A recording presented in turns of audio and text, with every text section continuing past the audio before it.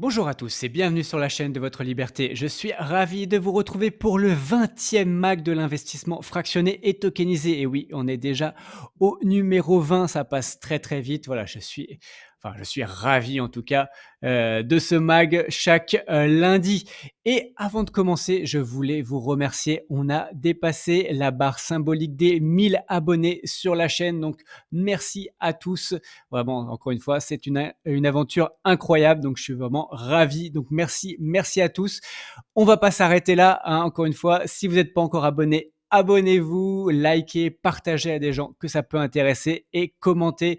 En tout cas, je réponds absolument à tous les commentaires. Allez, on commence tout de suite ce mag. Alors, on va parler de quoi? On va parler forcément de Realty, on va parler de sa petite sœur CleanSight Mining, on va parler de Rental, on va parler d'Equito, de Wally, Tantième, Atoa, Invest Dubai, Splint Invest et de Blocks. Et voilà, on a un gros programme. Allez, on commence tout de suite par Realty. Donc sur Realty, qu'est-ce qu'on a? Déjà, il nous reste toujours la maison au Panama. On voit qu'elle a un peu évolué. Donc ça, c'est une bonne chose. En tout cas, une décision va être prise normalement cette semaine. Toutes les semaines, ils nous disent ça. Mais bon, normalement, ça devrait être pris cette semaine. Donc Rémi est pour continuer. Jean-Marc, on a cru comprendre qu'il est plutôt pour abandonner. Voilà. Donc, nous, on espère honnêtement, en tout cas, que ça va continuer. Ça a l'air d'être quand même une bonne maison et que surtout le Panama va continuer parce que même si cette maison était un peu ambitieuse, voilà, des petites maisons à 300 000 ou des appartements à 300 000, eh ben, on serait vraiment preneur. Ensuite, eh ben, il y a toujours la maison de réinvestissement.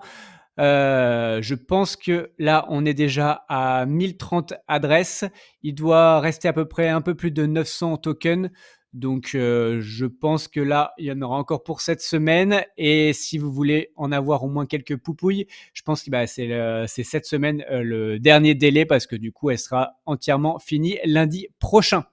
Ensuite, on va parler du dernier CC qui a été juste très très court, je crois, la durée un quart d'heure, donc c'était très très court. Il n'y avait pas Jean-Marc, hein, donc il n'y avait que Rémi, c'est aussi pour ça. Donc ils ont parlé, Rémi a rappelé aussi le souhait de revendre uniquement quelques propriétés qui avaient comme des performances exceptionnelles, mais pas de revendre tout le portefeuille de Détroit. Donc c'était pas le but. Donc voilà, c'est vrai qu'on avait quelques inquiétudes là-dessus. Encore une fois, avec une vision long terme, le but, c'est de garder le plus longtemps possible ces maisons. Mais c'est vrai que si, voilà, s'il y a des propriétés qu'on fait du 40-50% en 4-5 ans, voilà, peut-être il est temps aussi de les vendre. Voilà, ça peut être aussi. En tout cas, il y a un intérêt. Donc voilà, il a rappelé ça. Ensuite, on va avoir aussi l'abstract compte qui avance. On est en phase de test actuellement, mais bon, ce sera uniquement pour les nouveaux au début. Après, ce sera pour les walletless et après, ce sera pour les autres. Ensuite, qu'est-ce qu'on a eu d'autre? On va avoir le lifting du site, enfin en tout cas un nouveau site qui va arriver dans quelques temps. Donc ça commence à arriver. Je pense qu'ils vont faire le test avant sur CleanSight Mining. Mais bon, ça, on en parle juste après. Ensuite, eh ben, il va y avoir le State of the Estate cette semaine, du coup. Donc, en direct, normalement, de la salle, donc à Détroit. Donc, ça devrait être cette semaine. On devrait avoir l'annonce normalement aujourd'hui ou demain. Et comme je vous ai dit, donc il y a un débat sur Boquete au Panama entre les frères Jacobson. Et en tout cas, les négociations avec le vendeur, elles se poursuivent toujours. Voilà, c'est hyper court, mais en tout cas, on a appris 2-3 choses et c'est ça le plus important. Qu'est-ce qu'on a eu aussi comme évolution? Donc, on a eu par exemple, tout ce qui va être maison courte durée. Donc, la Villa Marina au Panama, on a quand même l'évolution. Donc, on est passé de 10,19 à 11,38%. Donc, c'est quand même pas mal, hein. On arrive dans la haute saison. Et les deux propriétés en Floride, donc Lost Shaker, on est passé de 7,1 à 7,63. Et surtout, Dream Cycle, on est passé de 8,2 à 9,14. Sans doute aussi l'effet du jacuzzi qui a été installé là-bas. Et ensuite, on a eu une réévaluation donc à Enmore, donc très marrant parce que du coup, j'ai fait une vidéo, je ne sais plus si c'est mardi ou mercredi, où justement, je vous ai comment anticiper du coup les réévaluations. Et comme exemple, j'avais pris Enmore. Donc, c'était forcément aussi, c'était la propriété la plus ancienne non réévaluée, en tout cas dans les single family. Et voilà, donc, le soir même, du coup, il y a eu la réévaluation de cette propriété. Donc, c'était assez, en tout cas, assez drôle. Moi, dans mon estimation, j'étais plutôt à 52,22, je crois, de mémoire. Je ne sais plus exactement. En tout cas, c'était dans les 52. Donc là, on est à 53,85, donc un peu plus ambitieux. Voilà, l'estimation était plus proche, à mon avis, de celle de Zillow.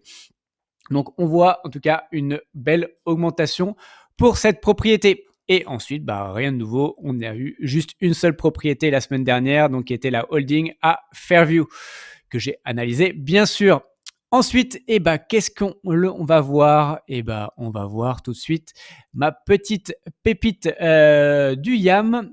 Donc, la pépite, c'est cette propriété donc qui est Yard, donc la 15015 Yard Street, donc à Détroit, donc qui est celle-ci, donc cette propriété. En fait, l'avantage de cette propriété, c'est principalement, encore une fois, de réinvestir ses loyers. Donc, si aujourd'hui, par exemple, vous êtes moins de 50 $, l'avantage, et si vous n'avez pas envie de souscrire à la maison de réinvestissement, vous pouvez, via le YAM, investir sur cette propriété. On a quand même, donc là, en plus, un petit discount de 1,25%.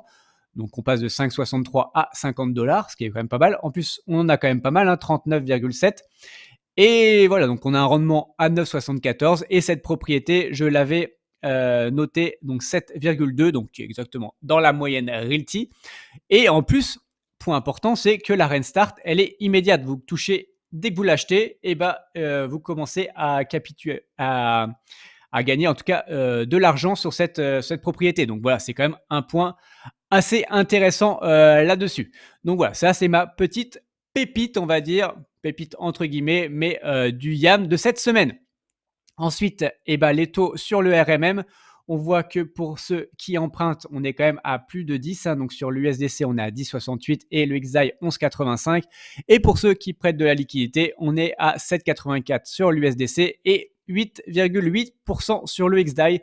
Donc continuez à emprunter. Moi, ça me fait augmenter mes taux et ça me rapporte encore plus.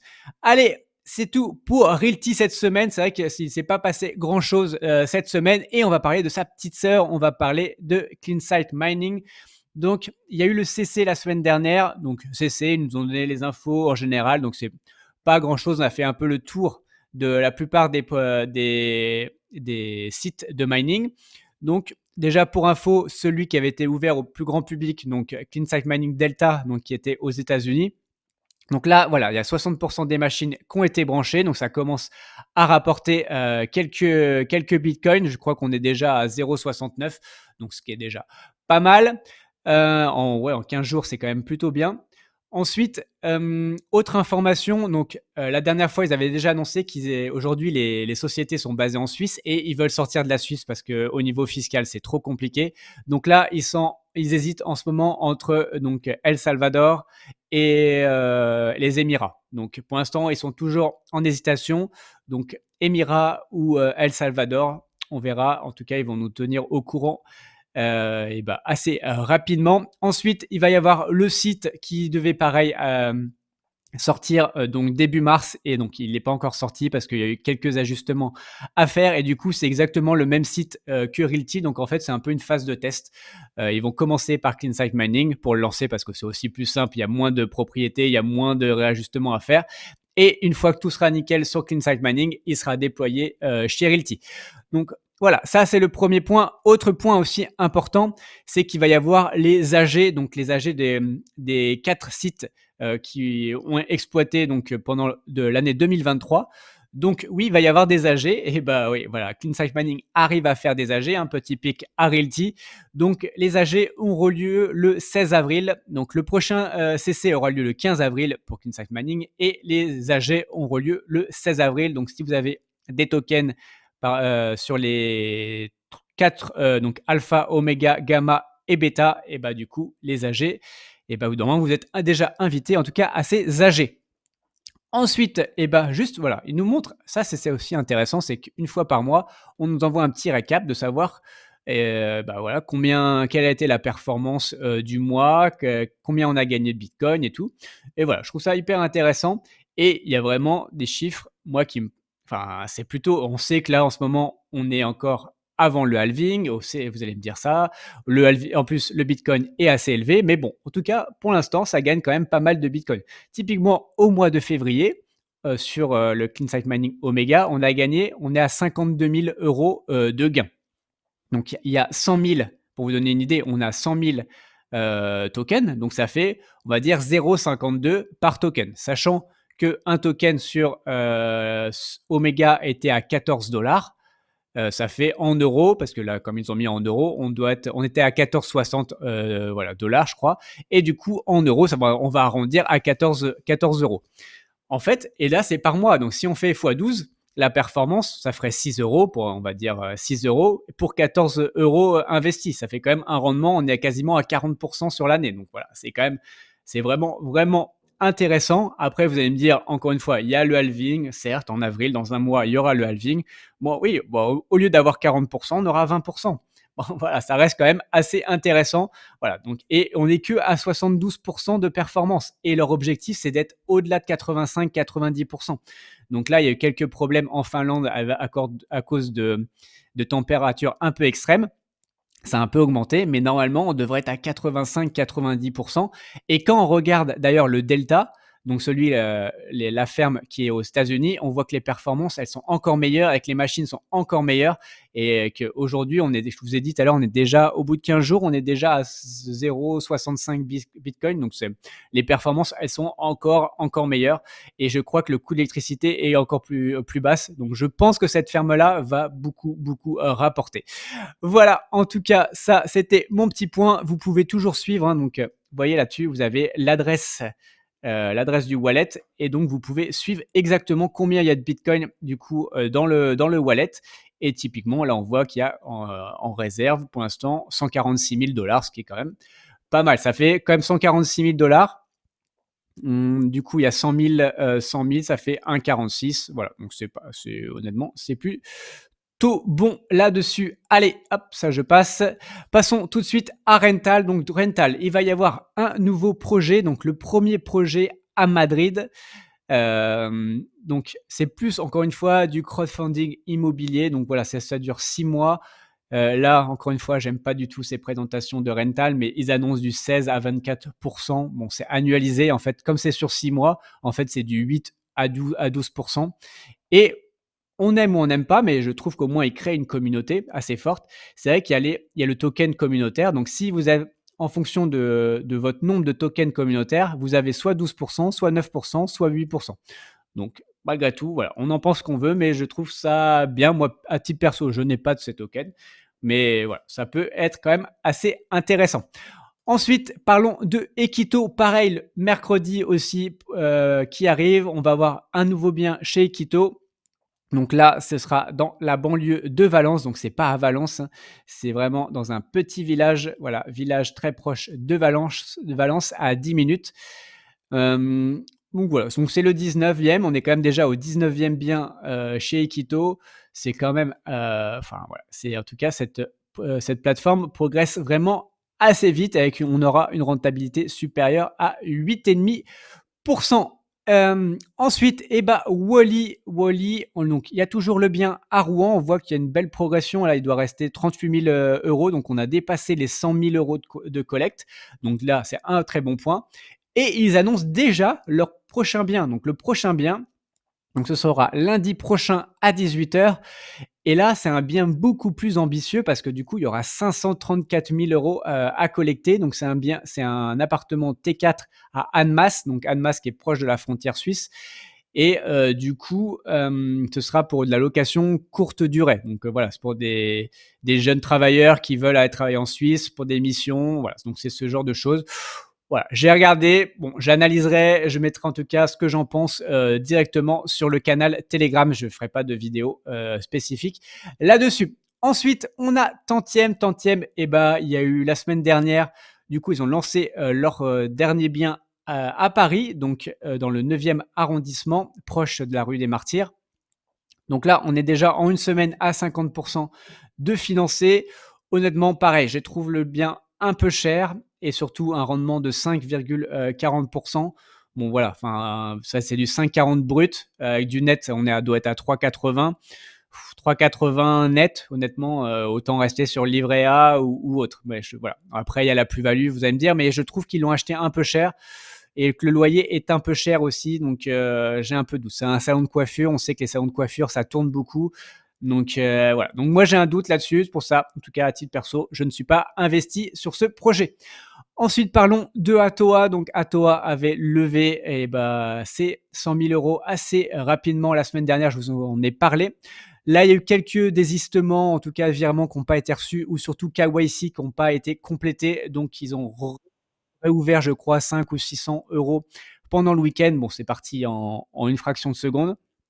Donc normalement, ce projet est clôturé. Peut-être encore, il y aura quelques centaines d'euros qui s'ouvriront ces prochains jours. En tout cas, ça, il faut suivre les canaux Telegram, que ce soit sur celui de Libre comme l'air ou de Atoa directement.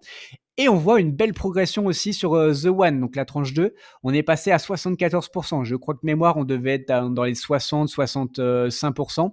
Là, on a pris 10%. Je pense qu'aussi, le fait que cette levée du passage soit vraiment très bien passée, ça attirait de nouveaux investisseurs. Et du coup, là, la collecte, en tout cas, a pris un petit coup de fouet et c'est pas plus mal parce qu'encore une fois, c'est un très bon projet. Ensuite, on parle de Invest Dubai. Donc, Invest Dubai, là, on nous a annoncé que pour la MH8, donc, ils ont accepté une offre. Donc là, ils attendent et ils l'expliquent. Genre, c'est Jérôme, je crois. Alors, je ne sais pas si je peux mettre la vidéo et après, si le son va marcher. Attendez, je mets la vidéo et je ne parlerai pas en espérant que ça va fonctionner.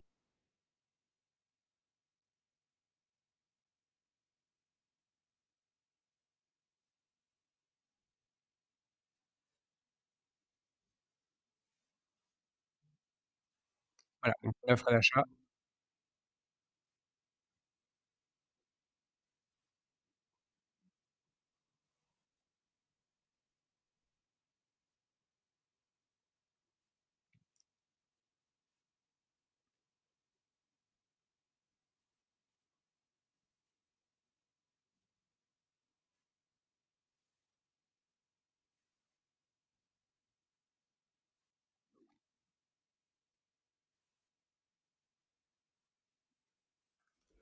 Voilà, donc je ne sais pas si le son a fonctionné. En tout cas, voilà, l'annonce, je résume, c'est qu'ils ont reçu une offre, ils l'ont acceptée. Donc, ça doit être un investisseur chinois parce que du coup, cette personne doit sortir de l'argent de Chine.